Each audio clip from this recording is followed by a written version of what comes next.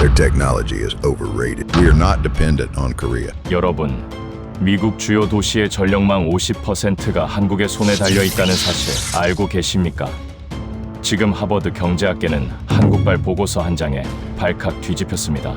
한국산 초고압 변압기가 단 일주일만 공급되지 않아도 미국 전역이 암흑천지로 변할 수 있다는 통계가 폭로됐기 때문입니다.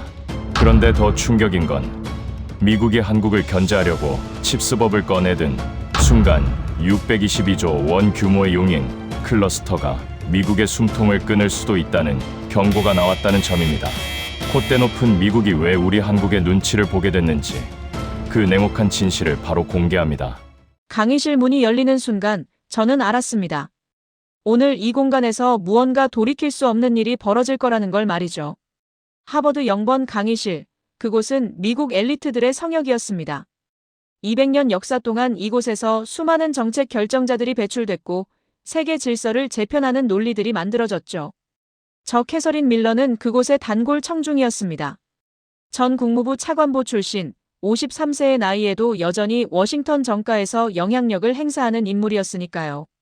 그런데 그날 제 딸 올리비아가 그 신성한 공간에서 미국 최고의 석좌 교수를 향해 칼을 겨눴습니다. 에드워드 로버츠 교수가 강단에 섰습니다. 65세의 노학자는 여전히 카리스마가 넘쳤죠. 그의 손이 리모컨을 누르자 거대한 스크린에 한 장의 리스트가 떴습니다. F-35 스텔스 전투기의 부품 목록이었어요. 빼곡하게 적힌 부품명 옆에는 제조국이 표시돼 있었습니다. 한국. 60%가 넘는 부품들에 그 두 글자가 박혀 있었죠. 로버츠 교수의 목소리가 강의실을 채웠습니다. 미국 공군의 자존심인 최신의 전투기가 한반도의 공장에 목줄을 쥐어진 상황. 이것이 바로 미국 안보의 수치라고 그는 선언했습니다.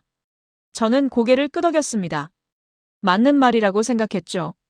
30년 전 제가 국무부에서 한국 담당 실무자였을 때 그 나라는 IMF 구제금융으로 무릎 꿇은 신세였습니다. 거리마다 실업자가 넘쳐났고 금 모으기 운동이라는 걸 하며 국민들이 눈물을 흘리던 모습을 생생히 기억합니다. 그런 나라가 미국의 기술을 모방해서 여기까지 왔다는 게 제 판단이었어요.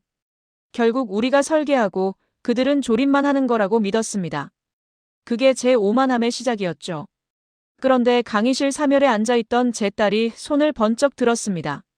올리비아 밀러 하버드 경제학과 수석에 빛나는 21세 천재였죠. 로버츠 교수가 인상을 찌푸리며 발언권을 줬습니다.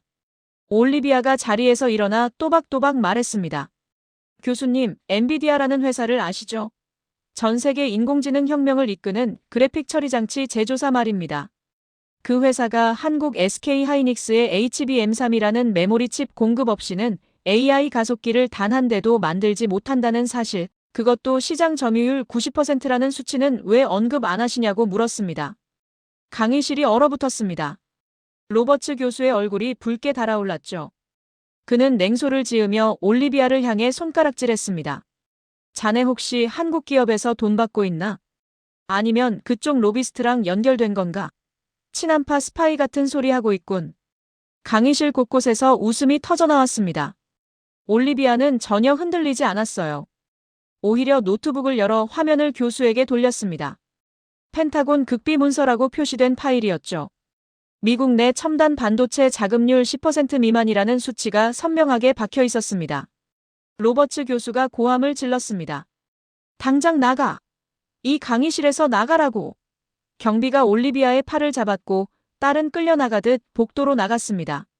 저는 황급히 자리에서 일어나 딸을 쫓아갔죠. 복도에서 올리비아를 마주쳤을 때 제 안에서는 분노가 끓어올랐습니다. 내가 뭐 하는 짓이냐? 로버츠 교수님은 우리 가문의 은인이시고 하버드에서 가장 존경받는 분이야. 저는 딸의 어깨를 붙잡고 흔들었습니다. 올리비아는 제 손을 뿌리치며 차갑게 말했어요. 엄마 손에 들린 그 스마트폰 한번 뒤집어봐요. 저는 어리둥절해하며 제 아이폰을 뒤집었습니다. 뒷면에 작은 글씨가 보였죠. 디자인드 바이 애플 인 캘리포니아, 어셈블드 인 코리아. 캘리포니아에서 설계했지만 한국에서 조립됐다는 뜻이었습니다. 올리비아가 조롱하듯 웃었어요. 엄마가 매일 쥐고 다니는 그 전화기, 그 안에 들어간 메모리 반도체도 한국산이에요. 프로세서를 시켜주는 방열 솔루션도 한국 기술이고요. 엄마는 30년 전 한국만 기억하면서 지금 한국이 뭘 하는지는 전혀 모르시잖아요. 제 가슴이 철렁 내려앉았습니다. 30년 전 서울거리에서 본 초라한 풍경들이 눈앞을 스쳤죠. 낡은 건물들, 좁은 도로, 절박한 표정의 사람들. 그런데 올리비아가 보여준 데이터는 그 기억과 전혀 달랐습니다. 딸이 태블릿을 꺼내 화면을 제게 밀었어요. 거기엔 충격적인 숫자들이 나열돼 있었습니다. 한국의 메모리 반도체 시장 점유율 70%, 초대형 선박 건조 점유율 80%, 2차 전지 시장 점유율 45%. 저는 그 숫자들을 보면서 어지러움을 느꼈습니다. 올리비아가 마지막 한 방을 날렸습니다. 엄마, 로버츠 교수님이 그토록 자랑하는 미국 독자. 기술이라는 게 대부분 한국 부품에 미국 로고만 붙인 거예요. 엄마가 섬기는 그 시스템, 사실은 한국이라는 심장 없이는 하루도 못 버티는 허수아비라고요. 저는 할 말을 잃었습니다. 딸의 눈빛에서 실망과 연민이 동시에 보였거든요. 그 순간 저는 깨달았습니다. 제가 30년 동안 무엇을 놓치고 살았는지, 그리고 제 오만함이 얼마나 뿌리 깊었는지를요. 복도 끝에서 로버츠 교수의 목소리가 들려왔습니다. 캐서린, 자네 딸 좀 단속하게. 저런 식으로 나오면 하버드에서 앞길이 없어. 저는 고개를 돌려 교수를 바라봤습니다. 그 순간 이상한 감정이 밀려왔죠. 존경심이 아니라 의구심이었습니다. 정말 로버츠 교수가 옳은 걸까? 아니면 제 딸이 옳은 걸까? 그 질문이 제 머릿속을 떠나지 않았습니다. 강의실 안에서는 여전히 미국 우월주의를 찬양하는 목소리들이 흘러나왔고, 복도에 선 저는 그 소리들이 점점 공허하게 들리기 시작했습니다. 이 싸움은 이제 막 시작됐고, 저는 어느 편에 설지 결정해야 했습니다. 그로부터 사흘 후, 제 사무실 전화기가 울렸습니다. 펜타곤이었죠. 수화기 너머로 들려온 목소리는 다급함 그 자체였습니다.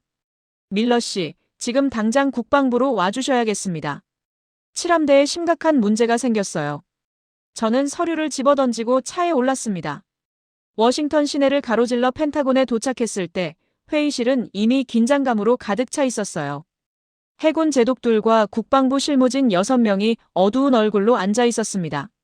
브리핑이 시작됐습니다. 남중국해에서 작전 중이던 칠함대 소속 이지스함 한 척이 갑자기 멈춰섰다는 거였죠. 엔진 출력이 급격히 떨어지더니 완전히 정지했고 정밀 레이더 모듈까지 동시에 고장 났다고 했습니다. 함정은 그대로 바다 한가운데서 표류하기 시작했어요. 저는 고개를 갸웃했습니다. 그 정도 고장이면 본토 조선소로 견인해서 수리하면 되는 거 아닙니까? 제독이 쓴웃음을 지었습니다. 그게 문제입니다, 밀러 씨.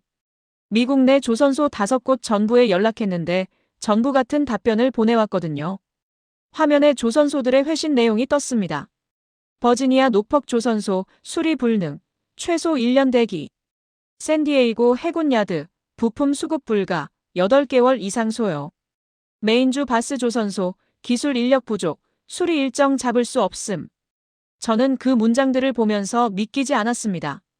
세계 최강 해군이라는 미국이 자국 함정 한 척 고치지 못한다니 말도 안 되는 소리였죠. 제독이 한숨을 내쉬며 말했습니다. 사실은 더 심각합니다. 우리 해군 함정 정비 지연율이 40%를 넘어섰어요. 매년 손실액만 20조 원 규모입니다. 회의실이 침묵에 잠겼습니다. 누군가 조심스럽게 물었죠. 그럼 일본 조선소는 어떻습니까? 미쓰비시나 가와사키 같은 곳에 맡기면 되지 않나요? 실무진 한 명이 고개를 저었습니다. 이미 타진해봤습니다. 일본 측에서 명확하게 거절했어요. 이유는 단순했습니다. 한국산 특수 정밀 부품과 변압기 수급 없이는 일본도 수리가 불가능하다는 거였죠. 결국 모든 길이 한국으로 통한다는 뜻이었습니다. 저는 그 순간 올리비아의 얼굴이 떠올랐습니다. 딸이 강의실에서 던진 그 질문들, 그게 허풍이 아니었던 거예요. 실무진이 추가 자료를 펼쳤습니다. 미국 조선산업의 몰락 그래프였죠. 20년 전만 해도 미국에는 숙련된 조선공이 수만 명 있었습니다. 그런데 지금은 60%가 사라졌어요. 젊은 인력은 조선소에 오지 않았고 노련한 기술자들은 은퇴했습니다. 조선소 시설도 낡아서 최신 함정을 제대로 정비할 능력이 없었죠. 한마디로 미국 조선 산업은 사실상 붕괴 직전이었습니다. 제독이 책상을 탁 쳤습니다. 이 상황에서 우리가 할 수 있는 선택지는 하나뿐입니다. 한국 조선소에 수리를 맡기는 겁니다. 그 말이 떨어지자 회의실 분위기가 싸늘해졌어요. 누군가 반박했습니다. 한국에 우리 군사 기밀을 노출한다는 겁니까? 이건 안보 문제입니다. 제독이 차갑게 답했죠. 안보 문제는 함대가 멈춰있는 지금이 더 심각합니다. 1,000억 달러짜리 함대가 고철이 되는 걸 보고만 있을 겁니까? 그때 회의실 문이 열렸습니다. 펜타곤 실무자 한 명이 헐레벌떡 뛰어들어왔어요. 그는 숨을 헐떡이며 저를 똑바로 바라봤습니다. 밀러 씨, 부탁이 있습니다. 그리고는 제 앞에 무릎을 꿇었죠. 저는 깜짝 놀라 그를 일으키려 했지만 그는 고개를 숙인 채 애원했습니다. 로버츠 교수님 몰래 한국 HD 현대중공업과 연락 좀 해주십시오. 교수님이 알면 반대하실 게 뻔하지만 지금은 선택의 여지가 없습니다. 이대로 가다간 함대 전체가 무용지물이 됩니다. 저는 그의 절박한 눈빛을 보며 숨이 막혔습니다.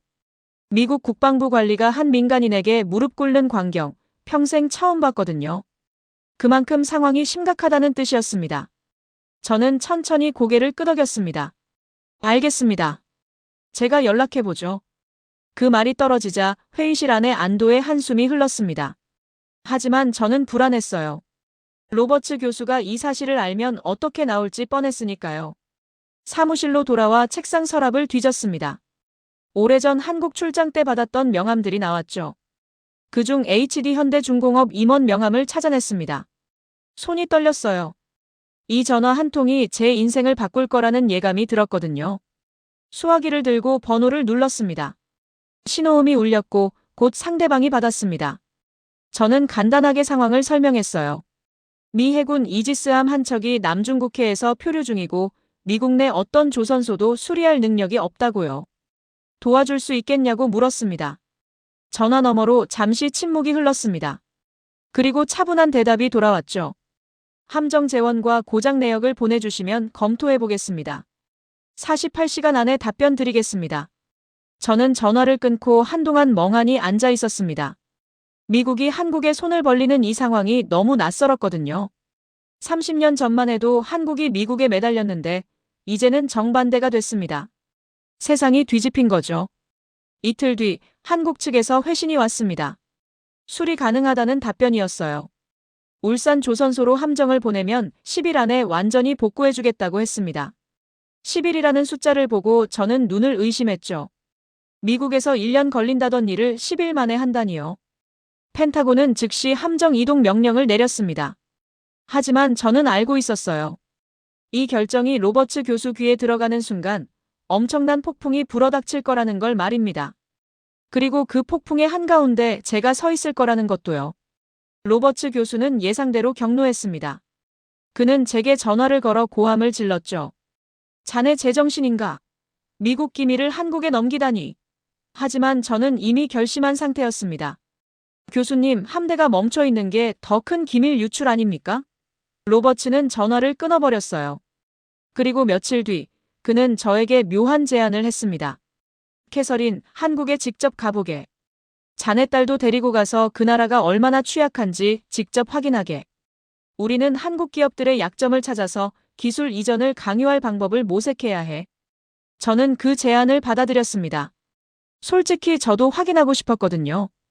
한국이 정말 올리비아 말처럼 대단한 나라인지 아니면 여전히 미국 기술에 의존하는 나라인지를요. 일주일 뒤 저와 올리비아는 인천공항에 도착했습니다. 30년 만에 다시 밟는 한국 땅이었죠. 공항부터 달랐습니다. 넓고 깨끗하고 현대적이었어요. 과거에 봤던 초라한 김포공항과는 차원이 달랐습니다. 다음 날 아침 저희는 헬기에 올랐습니다. 목적지는 용인 반도체 클러스터였죠. 로버츠 교수가 지시한 임무는 명확했습니다. 그곳의 약점을 찾아내라. 환경 규제 위반이든 노동 문제든 뭐든 좋으니 미국이 압박할 수 있는 빌미를 찾으라는 거였어요. 헬기가 이륙하면서 서울 시내가 발 아래로 펼쳐졌습니다. 고층 빌딩들이 빽빽하게 들어서 있었고 도로는 질서정연했어요. 30년 전 기억 속 서울과는 완전히 다른 도시였습니다. 헬기가 용인 상공에 도착했을 때 저는 말문이 막혔습니다. 눈앞에 펼쳐진 광경은 상상을 초월했거든요. 216만 평, 여의도 면적의 2배가 넘는 부지에 거대한 건축물들이 솟아오르고 있었습니다. 2,000대의 크레인이 동시에 움직이고 있었어요. 마치 거대한 생명체가 숨쉬는 것 같았습니다. 저는 헬기 창문에 얼굴을 바짝 붙이고 그 광경을 바라봤죠. 공포에 가까운 경외심이 밀려왔습니다. 이게 정말 한국이란 말인가? 30년 전 그 나라가 맞나? 헬기가 착륙했고 현장 소장이 저희를 맞이했습니다. 50대 초반의 그는 헬멧을 벗으며 웃었어요. 환영합니다, 밀러 씨. 이곳이 바로 대한민국 반도체 산업의 심장입니다. 그는 저희를 임시 사무실로 안내했습니다. 벽면 가득 공사 진행 상황판이 붙어 있었죠. 소장이 브리핑을 시작했습니다. 이 클러스터는 2047년까지 완공될 예정입니다. 민간 투자액만 622조 원이고 정부 지원 포함하면 총 사업비가 1,000조 원을 넘어섭니다. 저는 그 숫자를 듣는 순간 귀를 의심했습니다. 1,000조 원이라고요? 미국 정부가 자랑하던 칩스법 예산이 520억 달러, 한국 돈으로 약 70조 원 정도였거든요. 그런데 이 단일 클러스터 하나에 투입되는 돈이 그것의 14배가 넘는다니요. 올리비아가 제 옆에서 속삭였습니다. 엄마, 미국은 보조금 몇십조 원 주면서 기업들 오라고 애걸하는데 한국은 민간 기업이 자기 돈으로 1,000조를 쏟아붓고 있어요. 이게 진짜 경쟁력의 차이예요. 소장이 계속 설명했습니다. 현재 이곳에는 1만 2천 명의 건설 인력이 24시간 3교대로 일하고 있습니다. 첨단 공정 장비만 8,000대가 투입될 예정이고요. 여기서 생산될 반도체는 전 세계 AI 산업의 70%를 책임지게 됩니다. 저는 그 말을 들으며 숨이 막혔어요. 70%라니. 미국이 아무리 설계를 잘해도 이곳에서 만들어주지 않으면 아무것도 못 만든다는 뜻이었습니다. 저희는 공사 현장을 직접 걸어다니며 둘러봤습니다. 거대한 철골 구조물들 사이로 용접 불꽃이 튀었고 중장비들이 쉼없이 움직였어요. 작업자들의 표정은 진지했습니다. 한 명 한 명이 자기 일에 몰입해 있었죠. 저는 그들의 눈빛에서 뭔가를 느꼈습니다. 단순히 돈을 벌기 위한 노동이 아니라 뭔가를 증명하려는 의지 같은 거였어요. 30년 전 IMF 위기를 겪은 세대가 후손들에게 다시는 그런 굴욕을 당하지 말라고 유산을 남기는 것 같았습니다. 현장 한쪽에서 미국인 엔지니어 2명을 발견했습니다. 인텔 로고가 박힌 점퍼를 입고 있었죠. 저는 호기심에 그들에게 다가갔습니다. 여기서 뭐 하세요? 한 엔지니어가 쓴웃음을 지었습니다. 배우러 왔습니다. 한국의 수율 기술을요. 솔직히 말하면 우리 인텔은 여기서 배우지 못하면 파산합니다. 미국 본사 공장은 불량률이 너무 높아서 경쟁이 안 돼요. 그 말이 제 귀에 꽂혔습니다. 미국 반도체 산업의 자존심인 인텔이 한국에서 기술을 배우러 왔다니요. 올리비아가 몰래 녹음기를 꺼내 그 대화를 녹음했습니다. 저는 딸을 제지하려다 그만뒀어요. 이건 증거로 남겨야 할 것 같았거든요. 로버츠 교수가 주장하는 미국 기술 우월론이 얼마나 허구인지를 보여주는 증거 말입니다. 저희는 임시 사무실로 돌아와 소장에게 물었습니다. 이 프로젝트에서 가장 어려운 점이 뭡니까? 소장은 잠시 생각하더니 답했죠. 글쎄요, 기술적인 문제는 별로 없습니다. 다만 전 세계 장비 공급이 우리 속도를 못 따라오는 게 문제입니다. 그 말에 저는 충격을 받았습니다. 문제가 기술이 아니라 공급 속도라니요. 결국 한국은 기술력에서 이미 정점에 올라 있고 이제는 얼마나 빨리 확장하느냐만 남았다는 뜻이었어요. 저는 그날 저녁 호텔로 돌아와 침대에 누웠습니다. 머릿속이 복잡했죠. 로버츠 교수는 한국의 약점을 찾으라고 했는데 저는 약점이 아니라 미국의 약점만 발견했습니다. 올리비아가 옆방에서 노트북을 두드리는 소리가 들렸어요. 딸은 오늘 본 것들을 데이터로 정리하고 있을 겁니다. 창밖으로 용인의 야경이 보였습니다. 공사장의 조명들이 밤하늘을 밝히고 있었어요. 마치 거대한 심장이 박동하는 것 같았습니다. 1,000조 원의 심장 말이죠. 저는 그 불빛들을 보면서 깨달았습니다. 이건 단순한 공장이 아니에요. 이건 한 나라의 생존을 건 전쟁터였습니다. 그리고 저는 어느 편에 설지 결정해야 했죠. 미국의 오만함을 계속 지지할 것인가, 아니면 진실편에 설 것인가. 그 질문이 저를 잠 못 이루게 했습니다. 용인을 떠난 저희는 울산으로 향했습니다. 미 해군 이지스함이 입고된 HD 현대중공업 조선소였죠. 차로 3시간을 달려 울산에 도착했을 때 저는 바다 냄새와 함께 묘한 긴장감을 느꼈습니다. 조선소 정문에서 보안 검색을 받고 안으로 들어갔어요. 거대한 드라이독이 눈앞에 펼쳐졌습니다. 그곳에 미 해군의 이지스함이 누워 있었죠. 함정 아래로 수백 명의 기술자들이 개미떼처럼 움직이고 있었습니다. 현장 책임자가 저희를 맞이했습니다. 40대 후반의 그는 작업복을 입고 헬멧을 쓴 채 악수를 청했어요. 밀러 씨, 환영합니다. 함정 상태가 생각보다 심각합니다.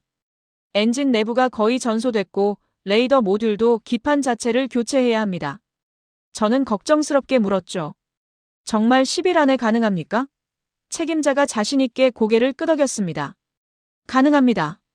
우리에겐 노하우가 있거든요. 저는 그 자신감이 어디서 나오는지 궁금했습니다. 그런데 바로 그날 밤 사건이 터졌습니다. 로버츠 교수가 보낸 FBI 요원 3명이 조선소에 들이닥친 거예요. 그들은 국방부명의 공문을 들이밀며 공정 중단을 명령했습니다. 미국 군사 기밀이 유출될 위험이 있다는 이유였죠. 현장은 순식간에 아수라장이 됐습니다. 한국 기술자들이 공구를 내려놓고 물러섰고 미 해군 병사들도 어찌할 바를 몰라 했어요. 저는 분노가 치밀어 올랐습니다. 이게 로버츠 교수의 방해 공작이라는 걸 단번에 알아챘거든요. 올리비아가 제 팔을 붙잡았습니다. 엄마, 우리가 뭔가 해야 해요. 이대로 가면 함정은 영원히 고철이 될 거예요. 저는 핸드폰을 꺼내 워싱턴에 있는 국방부 실무진에게 전화를 걸었습니다. 지금 무슨 짓입니까? 로버츠 교수가 마음대로 FBI까지 동원해서 공정을 막고 있어요. 실무진은 당황한 목소리로 답했죠. 저희도 몰랐습니다, 밀러 씨. 교수님이 상부에 직접 보고하셔서 명령이 내려왔어요. 저는 이를 악물었습니다. 이 사람들아, 함대가 멈춰 있는 게 더 큰 문제라니까요. 1시간 뒤 현장에 한국 정부 관계자가 도착했습니다. 그는 침착하게 FBI 요원들과 협상을 시작했어요. 이 함정은 미국 소유지만 지금은 대한민국 영토 안에 있습니다. 우리 기술자들이 수리하는 과정에서 촬영이나 도면, 유출은 일절 없을 것을 보장하겠습니다. 하지만 작업을 중단하면 함정은 더 이상 복구 불가능한 상태로 갈 겁니다. FBI 요원들은 난처한 표정을 지었죠. 결국 그들은 워싱턴에 보고하고 지시를 기다렸습니다. 자정이 넘어서야 작업 재개 허가가 떨어졌습니다. 조건이 붙었어요. 미 해군 감독관 2명이 24시간 현장에 상주하며 모든 공정을 감시한다는 것이었죠. 한국 측은 흔쾌히 수락했습니다. 그리고 진짜 전쟁이 시작됐어요. 한국 기술자들은 밤샘 강행군에 돌입했습니다. 드라이도가는 환하게 불을 밝혔고 300대의 AI 용접 로봇이 투입됐습니다. 저는 그 장면을 보며 입을 다물지 못했죠. 로봇들이 사람보다 더 정밀하게 용접을 해나갔거든요. 책임자가 저에게 설명했습니다. 저희는 디지털 트윈 기술을 사용합니다. 함정 전체를 3차원으로 스캔해서 가상 공간에 똑같이 구현한 뒤 그곳에서 먼저 수리 시뮬레이션을 돌리는 거죠. 그래서 현장에서는 실수 없이 정확하게 작업할 수 있습니다. 저는 고개를 끄덕였습니다. 미국 조선소들이 왜 이 일을 못하는지 이제 알 것 같았어요. 기술 격차가 너무 컸습니다.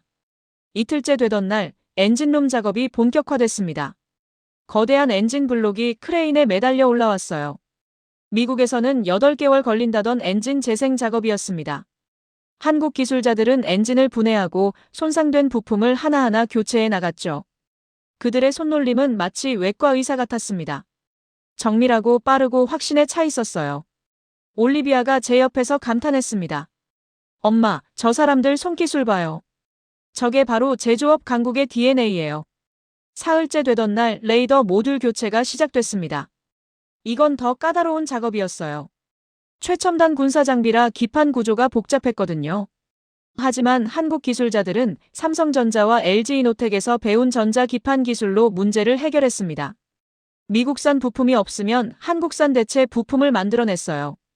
미 해군 감독관들은 처음에는 의심의 눈초리로 지켜보다가 나중에는 감탄으로 바뀌었습니다.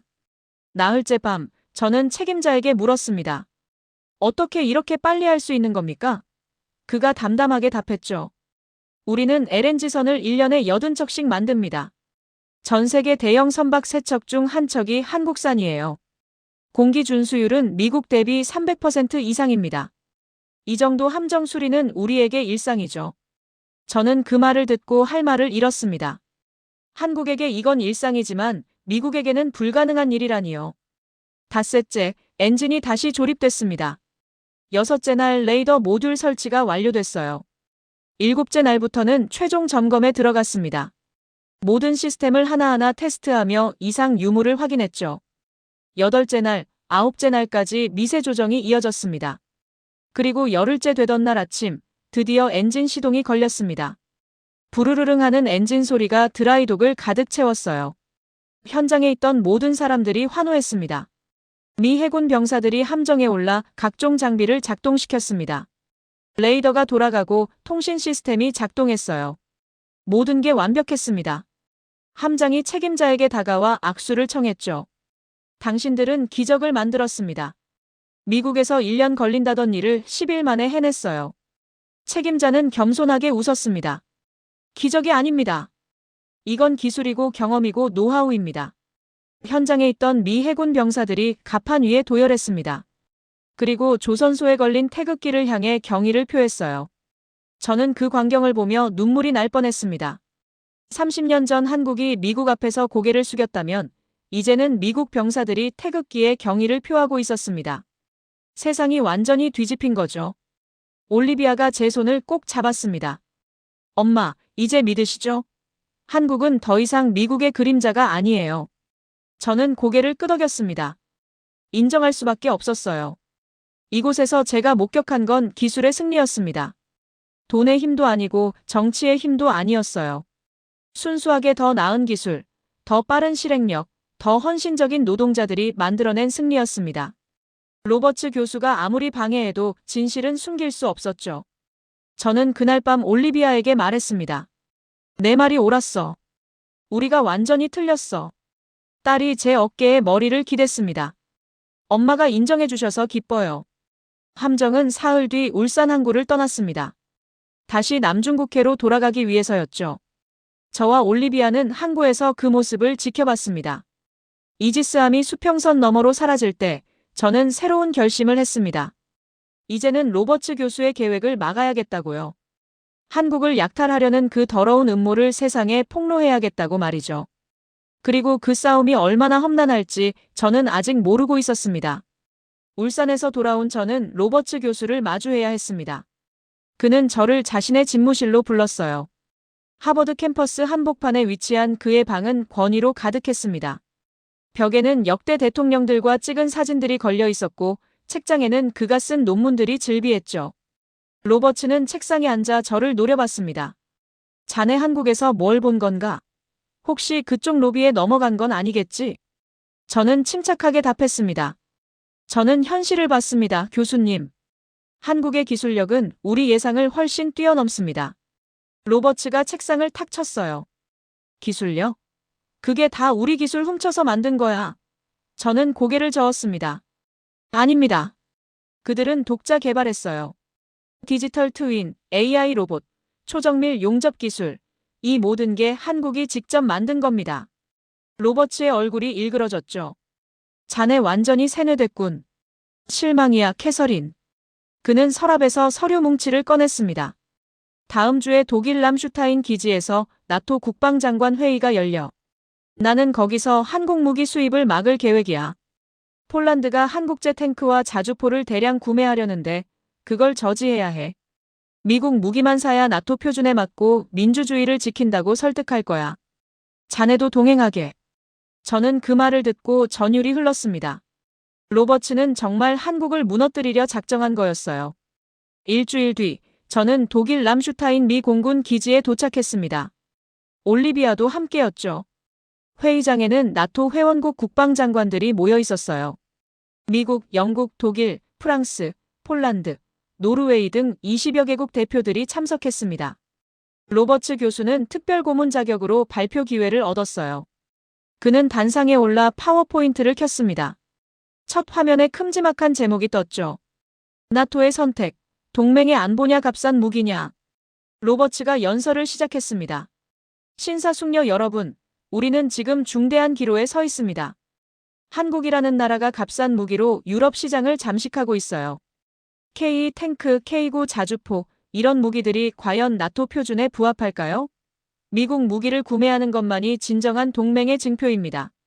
그는 화면에 미국 무기 사진들을 띄우며 장황하게 설명했죠. 저는 객석에서 그 모습을 보며 속이 뒤틀렸습니다. 그때 폴란드 국방장관이 손을 번쩍 들었습니다. 50대 중반의 그는 침착한 표정으로 발언권을 요청했어요. 로버츠 교수가 마지못해 허락했죠. 폴란드 장관이 단상으로 걸어 나왔습니다. 그는 로버츠를 정면으로 바라보며 입을 열었어요. 교수님, 저는 폴란드 국민을 대표해서 말씀드리겠습니다. 미국 탱크는 2029년에 온답니다. 그런데 한국 K 탱크는 지난달 그단스크 항구에 이미 내렸어요. 우리에게는 5년 뒤의 약속보다 오늘 당장의 자주포가 절실합니다. 회의장이 술렁거렸습니다. 폴란드 장관은 계속 말했죠. 작년에 우크라이나 사태로 우리는 전쟁 공포를 느꼈습니다. 러시아가 국경 근처까지 왔을 때 미국은 우리에게 뭘 해줬습니까? 무기 판매 대기자 명단에 올려놓고 3년을 기다리라고 했죠. 그런데 한국은 6개월 만에 우리 국경에 K9 자주포 48문을 배치해줬습니다. 이게 진짜 동맹 아닙니까? 객석에서 박수가 터져나왔어요.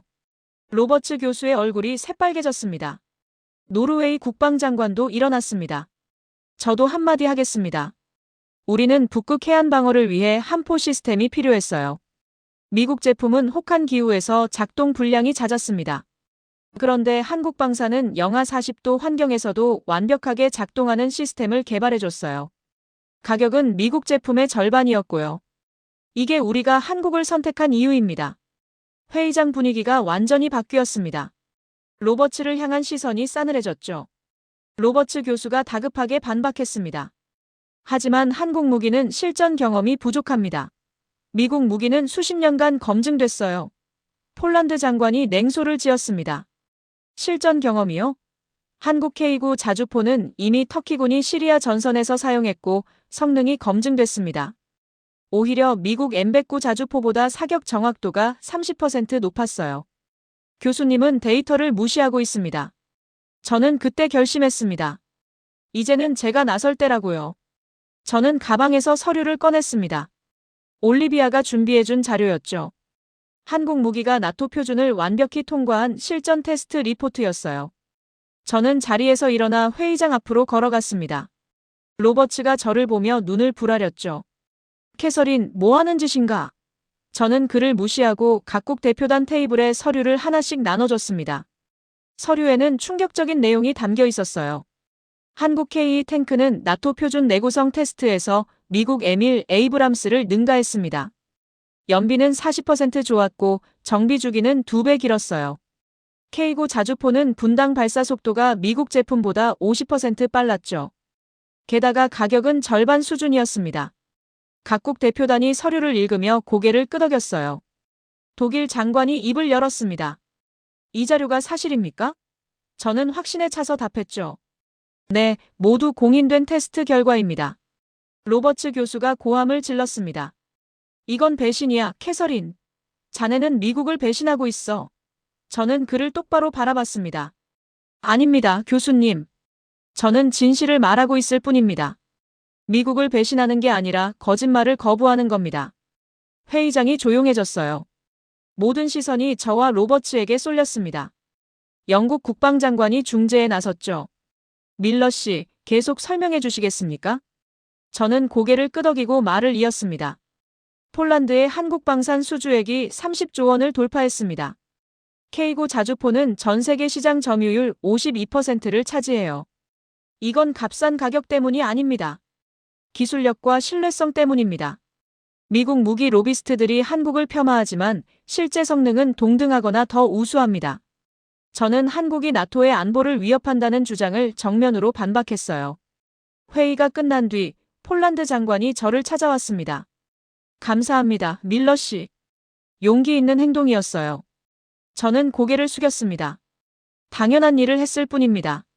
올리비아가 제 옆에서 자랑스러운 표정을 지었죠. 그날 저녁 로버츠 교수는 저에게 협박 문자를 보냈습니다. 자네는 끝났어, 캐서린. 워싱턴에서 자네 자리는 없을 거야. 저는 그 문자를 보고 씁쓸하게 웃었습니다. 하지만 후회는 없었어요. 저는 드디어 올바른 편에 섰으니까요. 며칠 뒤 폴란드 정부는 한국과 추가 방산 계약을 체결했습니다. 규모는 15조 원이었죠. 나토 다른 회원국들도 한국 무기에 관심을 보이기 시작했어요. 로버츠의 계획은 완전히 실패했습니다. 하지만 저는 알고 있었어요. 이 노학자는 절대 포기하지 않을 거라고요. 그리고 그의 다음 수는 더욱 치명적일 거라는 것도요. 폭풍은 이제 막 시작됐고 저는 그 한가운데로 걸어 들어가고 있었습니다. 람슈타인 회의 이후 일주일 올리비아가 새벽 3시에 제 호텔 방문을 두드렸습니다. 엄마, 큰일 났어요. 딸의 얼굴은 창백했고 손은 떨리고 있었죠. 저는 황급히 문을 열고 딸을 안으로 들였습니다. 무슨 일이야? 올리비아가 노트북을 펼쳤어요. 화면에는 암호화된 문서 파일이 떠 있었습니다. 로버츠 교수 컴퓨터에서 빼낸 거예요. 프로젝트 메이플라워라는 이름의 극비 계획서였습니다. 저는 화면을 응시했습니다. 문서를 읽어내려가는 동안 온몸에 소름이 돋았어요. 프로젝트 메이플라워는 한국 기업들을 안보 위협으로 몰아 파산시킨 뒤 핵심 기술자들을 미국으로 강제 이주시키는 계획이었습니다. 마치 17세기 메이플라워호가 신대륙으로 이주민을 실어 날랐듯 한국의 두뇌들을 미국으로 빼오겠다는 뜻이었죠. 1단계는 한국 기업에 대한 국제 제재, 2단계는 특허 침해, 소송 폭격, 3단계는 기술자 스카우트였습니다. 문서 말미에는 더 충격적인 내용이 있었어요. 로버츠 교수는 이미 미 상원 국방위원회 의원 5명과 결탁했고 백악관 안보보좌관도 이 계획을 묵인하고 있었습니다. 예산은 500억 달러, 한국 돈으로 65조 원이 배정돼 있었죠. 올리비아가 떨리는 목소리로 말했습니다. 엄마, 이 사람들 정말 미쳤어요.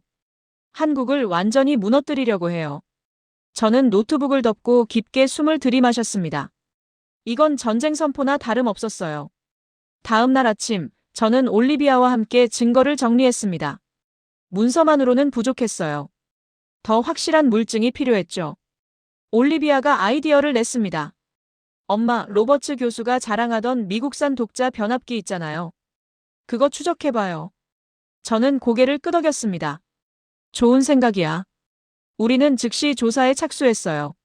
로버츠가 미국 독자 기술이라며 홍보했던 변압기 제조사를 추적했습니다. 이틀간의 조사 끝에 충격적인 사실을 발견했습니다.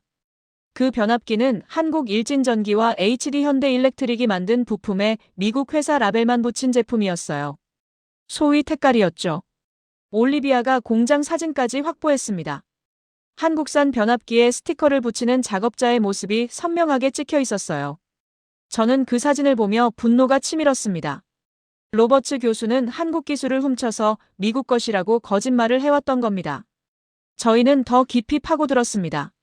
로버츠가 자문으로 있던 미국 방산업체 3곳을 조사했죠. 놀랍게도 3곳 모두 한국 부품에 의존하고 있었습니다. 레이더 부품은 한화 시스템 제품이었고 미사일 유도 장치는 LIGNX1 기술이었어요. 심지어 F-35 전투기의 디스플레이 패널도 삼성 디스플레이 제품이었습니다. 로버츠가 그토록 비난했던 한국 의존도는 그 자신이 관여한 기업들에도 그대로 적용됐던 거죠.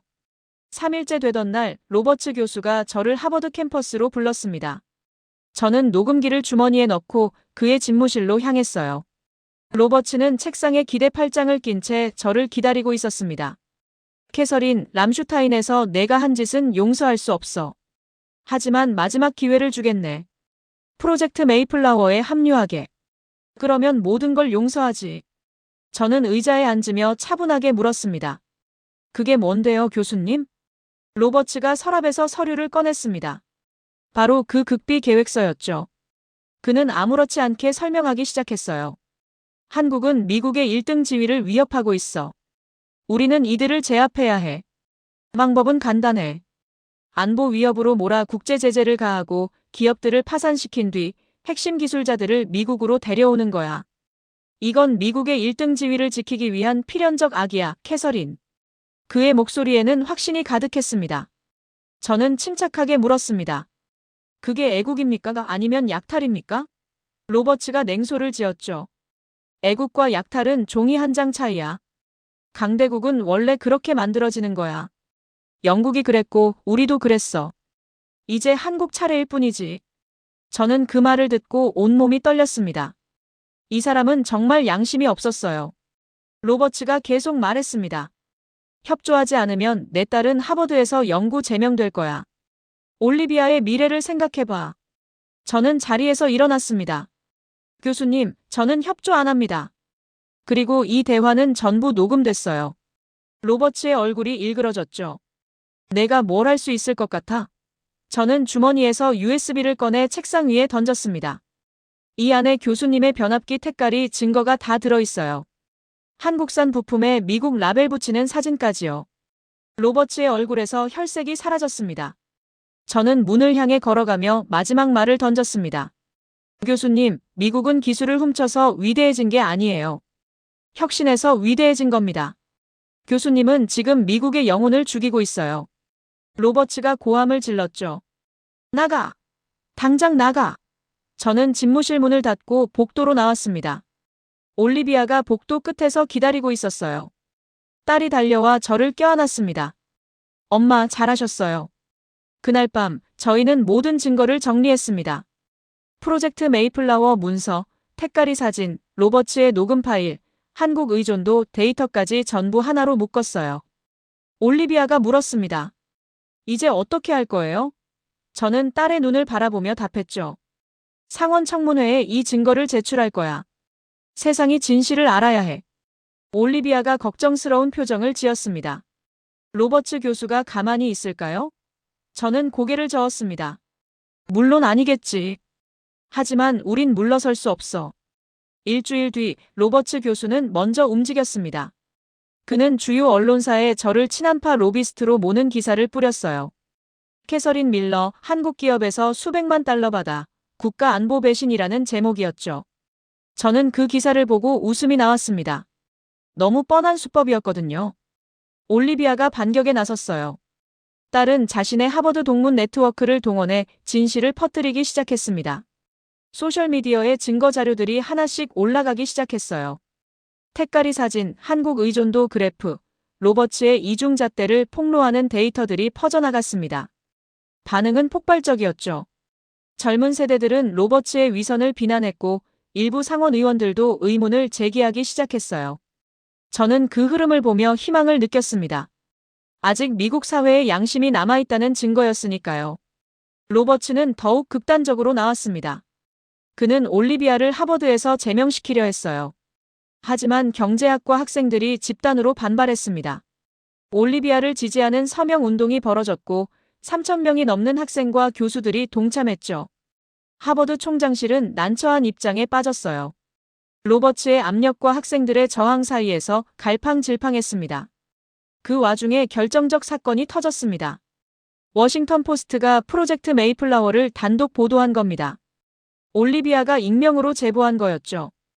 기사 제목은 하버드 교수, 동맹국 약탈 계획 주도였습니다. 미국 전역이 충격에 빠졌어요. 보수 진영조차 로버츠를 비난하기 시작했습니다. 동맹을 배신하는 건 미국 가치에 반한다는 논리였죠. 저는 그날 밤 올리비아에게 물었습니다. 내가 언론에 제보한 거니? 딸이 고개를 끄덕였어요. 네, 엄마. 이제는 숨길 수 없어요. 온 세상이 알아야 해요. 저는 딸을 껴안았습니다. 잘했어, 올리비아. 정말 잘했어. 밖에서는 빗소리가 들렸습니다. 마치 세상이 씻겨 내려가는 것 같았죠. 낡은 오만함과 위선이 빗물에 씻겨 하수구로 흘러가는 느낌이었습니다. 이제 진짜 싸움이 남았습니다. 상원 청문회라는 마지막 전쟁터가 저희를 기다리고 있었어요. 상원 청문회 날짜가 잡혔습니다. 2주 뒤 워싱턴 국회의사당에서 한국 의존도와 국가 안보에 관한 공청회가 열리기로 했죠. 로버츠 교수는 여전히 자신만만했습니다. 그는 한국 제재안을 통과시킬 준비를 마쳤고 상원 의원 절반을 자기 편으로 만들었어요. 저와 올리비아는 반대 증언을 준비했습니다. 딸은 밤낮으로 시뮬레이션 프로그램을 만들고 있었죠. 한국 공급망이 끊겼을 때 미국에 어떤 일이 벌어지는지 보여주는 프로그램이었습니다. 청문회 전날 밤 올리비아가 최종 점검을 마쳤습니다. 엄마, 이 시뮬레이션은 72시간 동안 미국 전역에서 벌어질 재앙을 실시간으로 보여줘요. 저는 딸의 노트북을 들여다봤습니다. 화면에는 미국 지도가 떠 있었고 수천 개의 빨간 점들이 깜빡이고 있었어요. 각각의 점은 한국 부품에 의존하는 시설들이었습니다. 발전소, 병원, 공장, 군사기지까지 전부 표시돼 있었죠. 올리비아가 설명했습니다. 이 점들이 하나씩 꺼지는 걸 보여줄 거예요. 시각적 충격이 필요하거든요. 다음 날 아침 국회의 사당은 인파로 가득 찼습니다. 기자들, 방청객들, 로비스트들이 복도를 메웠어요. 청문회장 안으로 들어서자 긴장감이 감돌았습니다. 상원 의원 20명이 반원형 테이블에 앉아 있었고 증인석에는 로버츠 교수가 먼저 자리를 잡고 있었죠. 저와 올리비아는 그 옆에 앉았습니다. 의장이 망치를 두드리며 회의를 시작했어요. 오늘은 한국 의존도가 미국 안보에 미치는 영향을 논의하겠습니다. 로버츠 교수가 먼저 발언권을 얻었습니다. 그는 준비한 원고를 펼치며 말하기 시작했어요. 의원님들, 미국은 지금 심각한 위기에 처해 있습니다. 한국이라는 단일 국가에 너무 많이 의존하고 있죠. 이는 안보 리스크입니다. 우리는 즉각 한국 기업들에 대한 규제를 강화하고 핵심 기술의 미국 이전을 강제해야 합니다. 그는 차분하고 설득력 있게 말했습니다. 일부 의원들이 고개를 끄덕였어요. 로버츠가 화면을 켰습니다. 한국 반도체 시장 점유율, 조선 점유율, 배터리 점유율 그래프가 나왔죠. 보십시오. 이 나라가 너무 많은 걸 독점하고 있습니다. 만약 한국이 공급을 끊으면 미국은 마비됩니다. 그래서 우리는 선제적으로 그들의 힘을 약화시켜야 해요. 그의 논리는 그럴듯해 보였습니다. 하지만 저는 그 논리의 허점을 알고 있었죠. 문제는 한국이 아니라 미국 자체의 제조 능력 상실이라는 걸 말입니다. 로버츠의 발언이 끝나자 의장이 저를 지목했습니다. 밀러 씨, 반대 의견을 말씀해 주시죠. 저는 자리에서 일어났습니다. 의원님들, 로버츠 교수의 주장은 현실을 왜곡하고 있습니다. 한국이 문제가 아니라 우리가 제조 능력을 잃어버린 게 문제예요. 한국을 제재하면 우리 스스로 무릎 꿇게 됩니다. 로비츠가 비웃었죠. 과장이군요, 밀러 씨. 미국은 자립할 수 있어요. 올리비아가 자리에서 일어났습니다. 그럼 증명해드리죠. 딸이 노트북을 연결하자 청문회장 스크린에 시뮬레이션이 떴어요. 미국 지도 위에 수천 개의 빨간 점들이 반짝였습니다. 올리비아가 또박또박 설명했습니다. 이것은 한국 반도체와 변압기 공급이 중단됐을 때 미국에서 벌어질 일을 시뮬레이션한 겁니다. 지금부터 72시간 동안의 상황을 보여드리겠습니다. 딸이 엔터키를 눌렀어요. 시뮬레이션이 시작됐습니다. 첫 24시간, 빨간 점들이 하나둘씩 꺼지기 시작했어요. 텍사스 전력망이 먼저 마비됐습니다. 한국산 변압기 없이는 송전이 불가능했죠. 캘리포니아 병원들이 다음으로 멈췄습니다. 의료 장비의 반도체가 한국산이었거든요. 올리비아가 차분하게 설명했습니다. 24시간 안에 미국 전력망의 50%가 마비됩니다. 주요 병원 30%가 응급발전기로만 운영되고요. 의원들의 표정이 굳어졌습니다. 48시간째 상황은 더 악화됐습니다. 공장들이 멈춰섰어요. 자동차 생산 라인, 전자제품 조립 공장, 심지어 식품 가공 공장까지 전부 가동 중단이었습니다. 올리비아가 계속 말했죠. 제조업 가동률 70% 하락, 유통망 마비로 식료품 공급 차질, 주요 도시 물류 시스템 붕괴. 화면에는 슈퍼마켓 선반이 텅 비는 모습이 시뮬레이션으로 나타났습니다. 의원 한 명이 손을 들었어요. 이게 정말 사실입니까? 올리비아가 데이터를 제시했습니다. 미 첨단 산업의 한국 중간재 의존도 65%. 이는 상무부와 국방부 공식 통계입니다. 시뮬레이션은 이 데이터를 기반으로 만들어졌어요. 로버츠 교수가 벌떡 일어났습니다. 이건 과장된 시나리오예요. 미국은 대체 공급원을 찾을 수 있어요. 올리비아가 냉정하게 반박했죠. 어디서요, 교수님? 일본도 한국 부품에 의존해요. 중국은 정치적으로 불가능하고요. 유럽은 생산 능력이 없습니다. 72시간째 재앙이 완성됐습니다. 화면 속 미국은 거의 암흑이었어요. 군사 기지들마저 빨간 경고등이 켜졌습니다. 올리비아가 최종 결론을 발표했습니다. 한국 공급 중단 시 미국 GDP는 24시간 내 1% 하락, 72시간 내 3% 하락합니다. 연간 손실액은 600조 원을 넘어섭니다. 청문회장이 술렁거렸어요. 의원들은 충격에 빠진 표정이었죠. 바로 그때 비서관 한 명이 급히 들어와 의장에게 쪽지를 건넸습니다. 의장이 쪽지를 읽더니 얼굴이 창백해졌어요. 의장이 마이크를 켰습니다. 방금 텍사스에서 긴급 속보가 들어왔습니다. 한국산 변압기 공급 지연으로 휴스턴 지역에 대규모 정전이 발생했다고 합니다. 청문회장이 술렁거렸습니다. 올리비아의 시뮬레이션이 현실이 된 거였어요. 저는 그 순간을 놓치지 않았습니다. 의원님들, 이게 바로 현실입니다. 한국을 제재하는 건 우리 스스로에게 총을 겨누는 겁니다. 우리가 할 일은 제재가 아니라 협력이에요. 로버츠 교수가 고함을 질렀죠. 이건 우연의 일치일 뿐이야. 하지만 누구도 그의 말을 믿지 않았습니다. 국방부 관계자가 증언대에 섰습니다. 그는 군복을 입고 훈장을 단 채 입을 열었어요. 사실을 말씀드리겠습니다. 미군 전투기, 미사일, 이지스함 모두 한국 공급망 없이는 6개월 안에 전부 멈춥니다. 이는 펜타곤 내부 평가 결과입니다. 로버츠 교수의 제재안은 미국 안보를 오히려 위협합니다. 그 증언은 결정타였어요. 로버츠는 자리에 주저앉았고 의원들은 웅성거렸습니다. 의장이 투표를 진행했습니다. 한국 제재안에 찬성하십니까? 결과는 압도적이었어요. 찬성 2표, 반대 18표. 로버츠의 계획은 완전히 무너졌습니다. 청문회가 끝나고 저는 복도로 나왔어요. 올리비아가 제 손을 꼭 잡았습니다. 엄마, 우리 이겼어요. 저는 딸을 껴안았죠. 그래, 우리 이겼어. 하지만 진짜 승리는 이제부터였습니다. 미국과 한국이 진정한 파트너가 되는 것. 그게 우리의 다음 과제였어요. 청문회 다음 날 로버츠 교수는 체포됐습니다. 시장 교란 및 국가 기밀 유출 혐의였죠. FBI가 그의 집무실을 압수수색했고 프로젝트 메이플라워 관련 증거가 쏟아져 나왔습니다. 로버츠는 수갑을 찬 채 경찰차에 실렸어요. 한때 하버드의 전설이었던 석좌 교수의 비참한 최후였습니다. 저는 그 장면을 TV로 보며 복잡한 감정을 느꼈어요. 동정심보다는 안도감이 더 컸죠. 이제 미국은 올바른 길로 갈 수 있을 거라는 희망이 생겼습니다. 일주일 뒤 하버드 졸업식이 열렸습니다. 올리비아는 경제학과 수석으로 졸업하게 됐어요. 제명 위기를 넘고 오히려 영웅이 된 거였죠. 졸업식장에는 3,000명이 넘는 학생과 가족들이 모였습니다. 총장이 단상에 올라 축사를 시작했어요.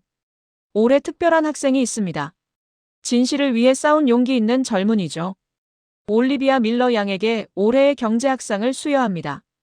박수가 터져나왔고 올리비아는 단상으로 걸어나갔습니다. 딸은 트로피를 받고 마이크 앞에 섰어요. 감사합니다. 하지만 이 상은 제 것이 아닙니다. 진실을 말할 용기를 가진 모든 사람들의 것이에요. 특히 제 엄마께 감사드립니다. 엄마는 30년간 믿어왔던 걸 포기하고 진실편에 섰어요. 그게 얼마나 어려운 일인지 저는 압니다. 올리비아가 객석에 저를 바라봤습니다. 저는 눈물을 참으며 고개를 끄덕였어요. 딸이 계속 말했죠. 우리는 미국이 여전히 위대할 수 있다는 걸 증명했습니다. 다만 방법이 달라야 해요. 동맹을 약탈하는 대신 함께 성장하는 거죠. 졸업식이 끝난 뒤 저는 새로운 프로젝트를 시작했습니다. K-비전 펀드라는 이름의 투자 기금이었어요. 한국 기업과 미국 기업이 진정한 파트너십을 맺도록 지원하는 펀드였죠. 규모는 100억 달러, 한국 돈으로 13조 원이었습니다.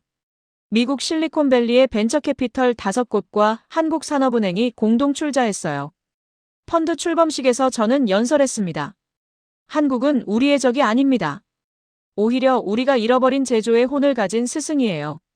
펀드는 빠르게 성과를 냈습니다. 한국 반도체 기업과 미국 AI 스타트업을 연결했고 한국 조선사와 미국 해군의 협력 프로그램을 만들었어요. 한국 배터리 기술과 미국 전기차 회사를 연결하는 프로젝트도 진행했습니다. 6개월 만에 50개 프로젝트가 성사됐고 일자리 1만 개가 양국에서 창출됐죠. 월스트리트 저널은 이를 21세기형 마셜 플랜이라고 평가했습니다. 저는 다시 용인을 찾았습니다. 반도체 클러스터는 1년 전보다 더 거대해져 있었어요. 이미 일부 공장은 가동을 시작했고 첨단 칩들이 생산되고 있었습니다. 현장 소장이 저를 반갑게 맞이했죠. 밀러 씨, 오셨군요. 같이 좀 보실까요? 저는 고개를 끄덕이고 공장 안으로 들어갔습니다. 클린룸 안에서는 하얀 방진복을 입은 기술자들이 정밀하게 작업하고 있었어요. 마치 우주정거장 같았습니다. 소장이 자랑스럽게 말했습니다.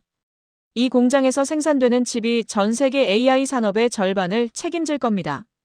그리고 미국 기업들도 큰 고객이 될 거예요. 저는 미소를 지었죠. 이제는 서로 협력하는 관계니까요. 소장도 웃으며 고개를 끄덕였습니다. 맞습니다. 우리는 경쟁자가 아니라 파트너예요.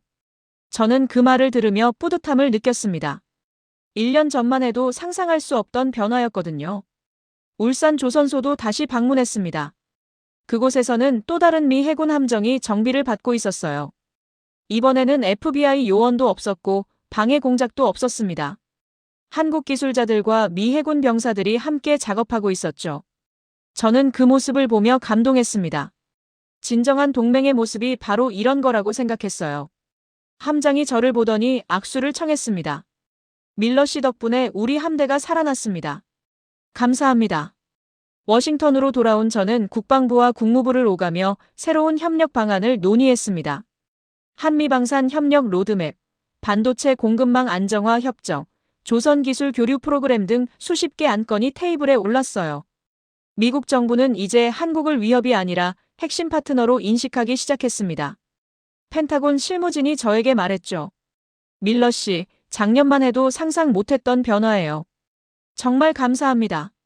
6개월 뒤, 저는 서울에서 열린 국제포럼에 초청받았습니다. 주제는 미래 산업 협력이었어요.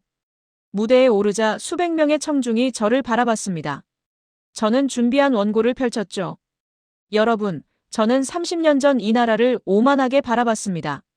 가난하고 약한 나라라고 생각했어요. 하지만 제가 틀렸습니다. 한국은 세계에서 가장 역동적이고 혁신적인 나라 중 하나예요. 제가 배운 건 겸손함입니다. 강대국도 배워야 한다는 교훈이죠. 청중들이 박수를 보냈습니다. 저는 계속 말했어요. 미국과 한국은 이제 진정한 파트너가 됐습니다. 우리는 서로에게서 배우고 함께 성장하고 있어요. 이게 바로 21세기형 동맹의 모습입니다. 약탈이 아니라 상생, 지배가 아니라 협력 말입니다. 발표가 끝나고 한 청중이 질문했습니다. 로버츠 교수 같은 사람들이 다시 나타나면 어떻게 하시겠습니까? 저는 확신에 차서 답했죠. 그럴 때마다 진실로 맞설 겁니다. 거짓은 언젠가 무너지니까요. 포럼이 끝나고 저는 올리비아와 함께 한강을 걸었습니다. 야경이 아름다웠어요. 빌딩 불빛들이 강물에 반짝였고 다리 위로 차들이 쉴 새 없이 지나갔습니다. 올리비아가 말했죠. 엄마, 1년 전 우리가 이렇게 될 줄 알았어요? 저는 고개를 저었습니다. 전혀 몰랐지. 하지만 옳은 일을 하면 결국 좋은 결과가 온다는 걸 배웠어. 딸이 제 팔짱을 꼈습니다. 저도 엄마한테 많이 배웠어요. 하버드 졸업 연설 때 올리비아가 한 말이 떠올랐습니다. 우리는 동맹을 약탈하는 대신 함께 세상을 밝히는 법을 한국에서 배웠습니다. 그 말은 이제 단순한 연설이 아니라 현실이 됐어요. 미국 실리콘밸리와 한국 용인이 실시간으로 데이터를 주고받으며 협력하고 있었습니다. 두 나라의 엔지니어들이 화상회의로 매일 만나 문제를 해결했죠. 이게 진짜 동맹이구나 싶었습니다. 저는 스마트폰을 꺼내 미국 사무실에 있는 동료들과 영상통화를 연결했습니다. 화면 속 워싱턴 사무실에는 펀드 직원들이 모여 있었어요. 저는 그들에게 말했습니다. 우리가 만든 변화를 자랑스럽게 생각합시다. 이제 미국은 한국과 함께 더 강해질 겁니다. 직원들이 박수를 보냈죠. 화면 뒤로 사무실 벽에 걸린 지도가 보였습니다. 그 지도에는 미국과 한국을 잇는 수십 개의 선이 그어져 있었어요. 협력 프로젝트들을 표시한 거였죠. 올리비아가 하늘을 올려다봤습니다. 엄마, 저기 비행기 보여요? 저는 고개를 들었어요. 밤하늘을 가로지르는 비행기의 전멸등이 보였습니다. 딸이 말했죠. 저 비행기도 한국 부품 없이는 못 날아요.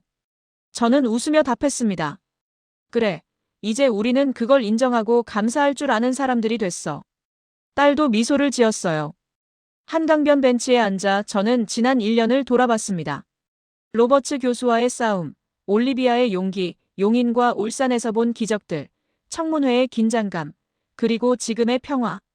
모든 게 영화 같았어요. 하지만 이건 영화가 아니라 현실이었습니다. 제가 30년간 잘못 믿었던 편견을 깨고 진실을 선택한 결과였죠. 쉬운 길은 아니었지만 옳은 길이었습니다. 올리비아가 제 어깨에 머리를 기댔습니다. 엄마, 우리 앞으로 뭐 할 거예요? 저는 잠시 생각하다 답했습니다. 계속 다리를 놓는 거지. 미국과 한국뿐 아니라 다른 나라들과도 말이야. 협력의 네트워크를 더 넓히는 거야. 딸이 고개를 끄덕였어요. 좋아요. 저도 도울게요. 저는 딸의 손을 꼭 잡았습니다. 우리 함께 하자. 멀리 용인 방향 하늘이 환하게 빛나고 있었습니다. 반도체 클러스터의 불빛이었죠. 24시간 쉬지 않고 돌아가는 그곳의 심장 박동이 느껴지는 것 같았어요. 그 빛은 단순한 공장 조명이 아니었습니다. 한 나라가 절망을 딛고 일어선 의지의 빛이었고 세계 산업의 미래를 밝히는 등대였습니다. 저는 그 빛을 바라보며 확신했어요. 미래는 대한민국이라는 엔진으로 흐른다고요. 스마트폰 화면에 메시지 하나가 떴습니다. 워싱턴 동료가 보낸 거였어요. 캐서린, 오늘 새로운 협력 프로젝트 5개가 승인됐어요. 한미 파트너십이 더욱 탄탄해지고 있습니다. 저는 미소를 지으며 답장을 보냈죠. 잘 됐네요. 우리는 올바른 길을 가고 있어요. 올리비아가 제 화면을 들여다보더니 말했습니다. 엄마, 이제 정말 바뀌고 있어요. 저는 고개를 끄덕였습니다. 그래, 세상이 조금씩 나아지고 있어. 한강변을 걸으며 저는 생각했습니다. 30년 전 제가 한국을 오만하게 내려다봤던 그 시선이 얼마나 어리석었는지를요. 진정한 강함은 다른 나라를 짓밟는 데 있지 않았습니다. 함께 일어서고 서로 배우고 공동의 미래를 만드는 데 있었죠. 미국은 여전히 위대한 나라지만 이제는 혼자가 아니라 파트너들과 함께 위대해지는 법을 배웠습니다. 그게 제가 한국에서 배운 가장 큰 교훈이었어요. 밤하늘에 별들이 반짝였습니다. 올리비아가 별을 가리키며 말했죠. 엄마, 저 별들처럼 우리도 각자 빛나면서 함께 하늘을 밝히는 거죠? 저는 딸의 손을 꼭 잡으며 답했습니다. 맞아, 올리비아. 그게 바로 미래야. 우리가 만들어갈 미래 말이야. 한강의 물결이 반짝이며 흘러갔고 용인의 불빛은 여전히 환하게 빛나고 있었습니다. 그 빛을 따라 새로운 항로가 열리고 있었어요. 미국과 한국이 함께 만들어갈 위대한 파트너십의 항로가 말입니다. 오늘은 또 새로운 관점으로 사연을 잡아봤어요. 요즘 너무 비슷한 사연들이 많아서 새로운 시도로 여러분께 새로운 감동을 드리려고 노력하고 있습니다. 항상 더 노력하는 모습 보여드리겠습니다. 감사합니다.